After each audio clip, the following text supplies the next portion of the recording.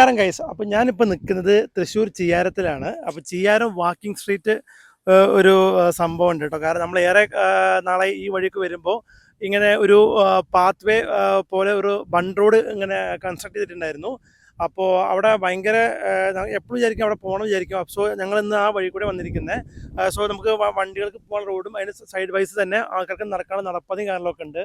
അതിൻ്റെ തൊട്ടടുത്ത് തന്നെ പാടും വെള്ളവും ഒക്കെ ഇങ്ങനെ കെട്ടി നിൽക്കുന്നത് നല്ല മനോഹരമായുള്ള കാഴ്ചയാണ്. സോ അതേപോലെ തന്നെ ഇവിടെ വൈകുന്നേരം സമയത്ത് ഈ പ്രദേശത്തുള്ളവരൊക്കെ ഒരു ടൈം സ്പെൻഡ് ചെയ്യാൻ പറ്റിയൊരു സ്പോട്ടാണ്. പിന്നെ എസ്പെഷ്യലി ഒരു ഓപ്പൺ ജിമ്മ് കാണാനൊക്കെ ഇവിടെ വന്നിട്ടുണ്ട്. പിന്നെ അതേപോലെ തന്നെ ഇരിക്കാനുള്ള കുറച്ച് ചെയേഴ്സ് കാണാനൊക്കെ ഉണ്ട്. അപ്പോൾ ഇവിടെ ഭയങ്കര ഒരു നല്ലൊരു അറ്റ്മോസ്ഫിയറാണ്. ഏകദേശം ഞങ്ങൾ ഇപ്പോൾ ഉച്ച സമയത്താണ് വന്നത്. എന്നാൽ കൂടിയും ഇവിടെ നല്ല രീതിയിലുള്ള കാറ്റും കാണലൊക്കെ അങ്ങനെ ആ വെയിലിൻ്റെ അത്ര ഇൻറ്റൻസിറ്റി നമുക്ക് ശരിക്കും അറിയാൻ പറ്റുന്നില്ല.